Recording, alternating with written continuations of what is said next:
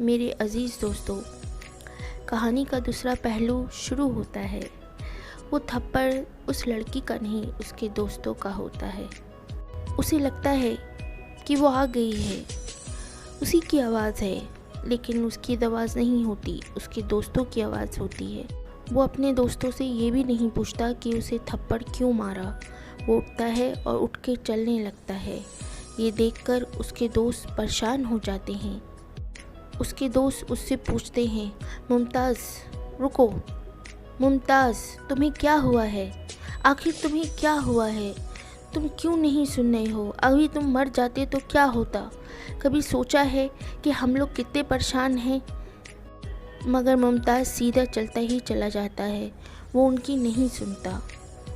तभी उनमें से एक दोस्त बोलता है, यार इसे कुछ नहीं हुआ, इसे मोहब्बत हो गई है। उनमें से एक दोस्त का नाम आतिफ़ है। वो ये सुनकर बहुत घबरा जाता है। वो कहता है, मुमताज़ मोहब्बत एक तरफ़ा नहीं होती, ऐसी मोहब्बत तो सिर्फ़ बर्बाद ही कर देती है यार, समझा कर। मुमताज़ बोलता है, यार मैं क्या करूं? मुझे हर तरफ वही दिखाई देती है। सोता हूँ तो, पढ़ता हूँ तो, हॉकी खेलता हूँ तो भी क्या करूं मैं? अब तू ही बता, ऐसे आलम में तू क्या करता? मैं खुद को भूल गया हूँ यार। ऐसा लगता है वो मुझे बुला रही है।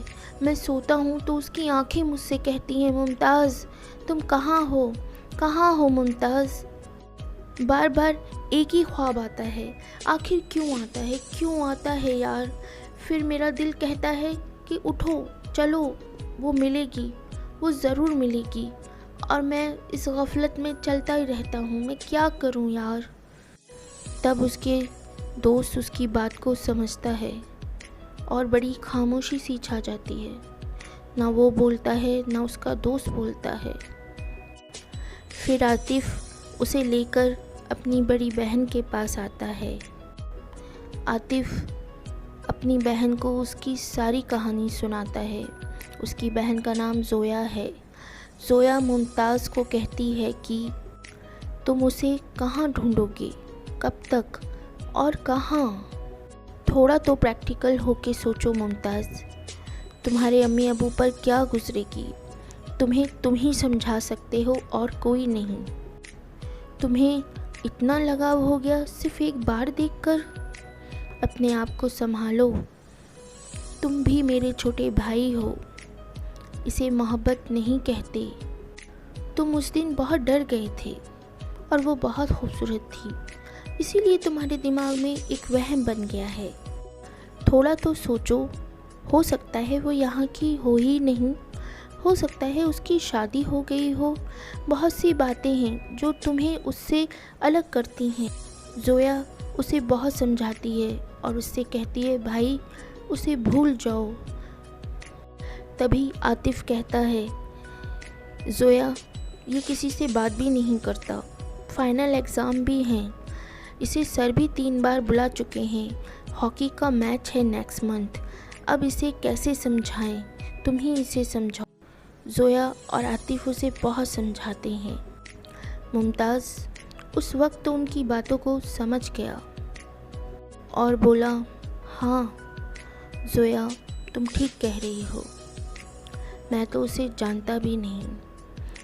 बस उसी वक्त वो अपनी वापस दुनिया में आ गया, लेकिन उसका दिल नहीं आया था।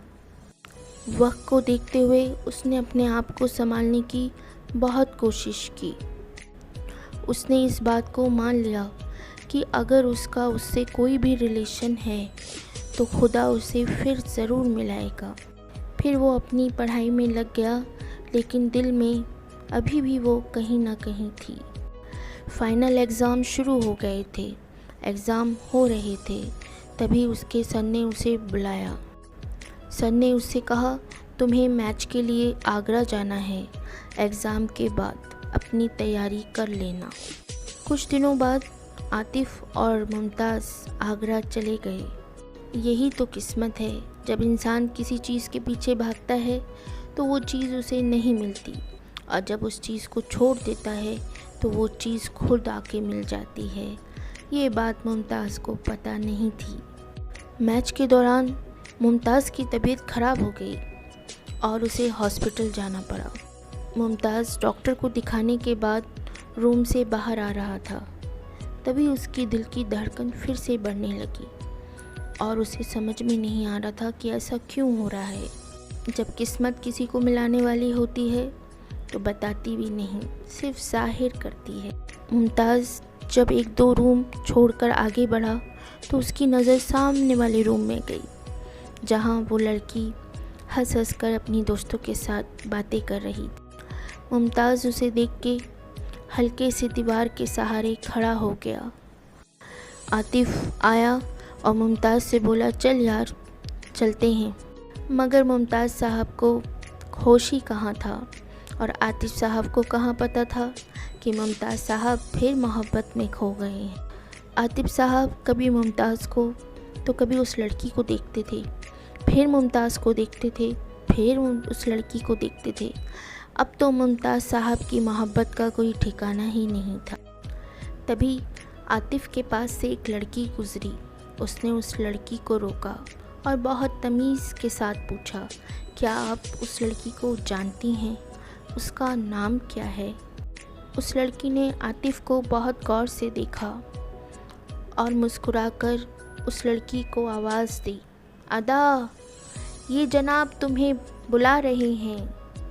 अदा ने भी वहाँ से जवाब में कहा, क्या है, क्या बात है? फिर अदा वहाँ से उठी और उठकर उनकी तरफ आने लगी। तभी दरवाजे से क्लास में सर आ गए और लेक्चर देने लगे। आतिफ डर गया और मुमताज़ का हाथ पकड़ा और उसे लेके बाहर आ गया। उसे ये समझ में नहीं आ रहा था कि वो मुमताज़ से क्या कहे। मुमताज़ बैठे बैठे मुस्कुरा रहा था। तभी मुमताज़ खड़ा हुआ और आतिफ से बोला, चल यार चलते हैं, अभी तो मैच भी जीतना बाकी है। आतिफ ये सुनकर देखता रह गया कि मुमताज़ कुछ कह ही नहीं रहा। मुमताज़ बहुत खुश था। वो वापस आया और अपनी टीम के साथ बहुत जोश में खेला। ऐसा लग रहा था जैसे उसे दोबारा ज़िंदगी मिल गई है और वो किसी भी कीमत पे मैच हारना नहीं चाहता था। और किस्मत ने उसका यहाँ पे पूरा साथ दिया। वो मैच जीत गया। जिस तरह वो खेला वो अपनी टीम का हीरो बन गया और वहाँ से खुशी खुशी अपने रूम पर आतिफ के साथ आ गया। अब मुमताज़ बहुत खुश था क्योंकि वो जान गया था कि उसकी मोहब्बत कहाँ रहती है और उसका नाम क्या है। उसने आतिफ से कहा, तुम बॉम्बे चले जाओ, मैं कुछ दिन के बाद आ जाऊँगा। पर आतिफ ने उसकी बात नहीं सुनी। आतिफ ने उससे यही कहा, मैं तुझे अकेला छोड़ के नहीं जाऊँगा यार, तू यहाँ क्या करेगा, मेरे साथ चल। मगर मुमताज़ कहाँ सुनने वाली थी। उन्हें तो सिर्फ अदा ही दिखाई दे रही थी। आतिफ ने बहुत प्यार से पूछा, यार तेरे दिल में चल क्या रहा है, मुझे बता। सुन यार, देख एग्ज़ाम भी अच्छे से हो गए और मैच भी जीत गए। अब तो गवर्नमेंट जॉब सिर्फ अप्लाई करना बाकी है, वो भी हो जाएगी। अब मुझे मोहब्बत की जंग भी जीतनी है।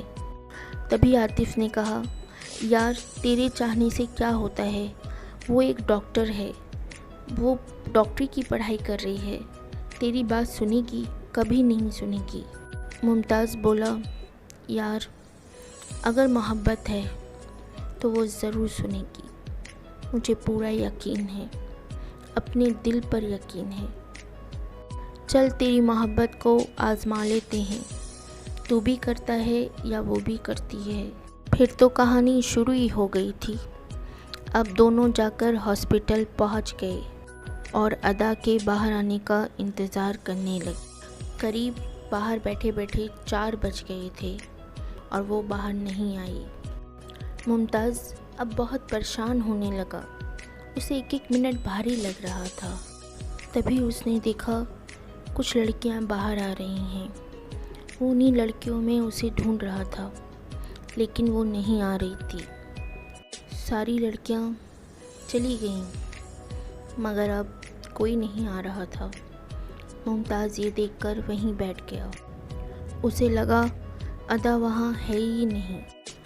आतिफ़ ने कहा, चलो मुमताज़, अब चलते हैं। मुमताज़ के पास कोई जवाब नहीं था। वो बहुत मायूस बैठा था। तभी वहाँ एक लड़की ने आवाज़ दी, क्या आप मेरी मदद करेंगे?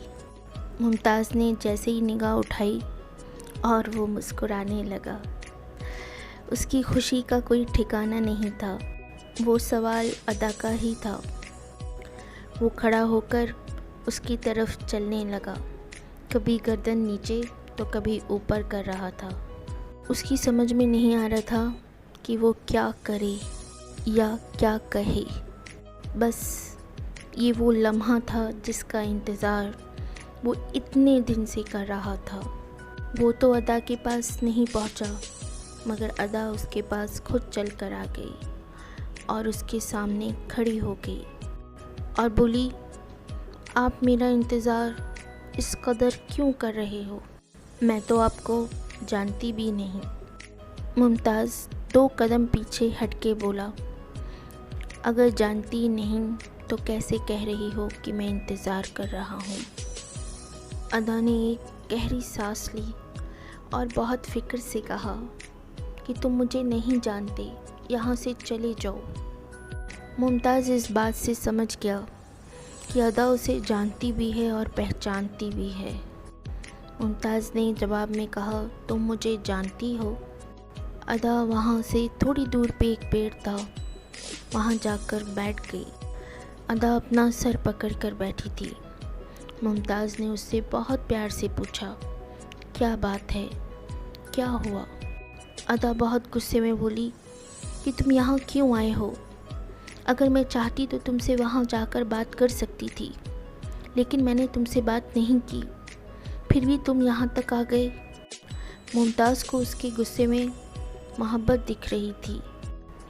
उसने बहुत प्यार से उससे कहा कि तुम जानती थी कि मैं तुम्हारा वहाँ रोज़ इंतज़ार करता हूँ, फिर भी तुम बिना बताए आ गई, बिना कुछ बात करे आ गई। एक बार तुम मुझसे बात कर सकती थी। अदा ने फिर गुस्से से जवाब दिया, कहाँ ना बात नहीं करना चाहती थी? क्यों बार बार एक ही बात करते हो? कह दिया चले जाओ यहाँ से, दोबारा दिखाई मत देना। वो वहाँ से चली जाती है। मुमताज़ कुछ समझ ही नहीं पाता। आतिफ़ मुमताज़ को लेके वापस आ जाता है और उससे बॉम्बे चलने को कहता है। मुमताज़ पूरी रात यही सोचता रहता है कि वो मुझसे जाने को कहती है, मगर ये नहीं कहती कि वो मुझे प्यार नहीं करती, मुझे पसंद नहीं करती। अब वो इस सवाल के जवाब के बिना वापस नहीं जाना चाहता।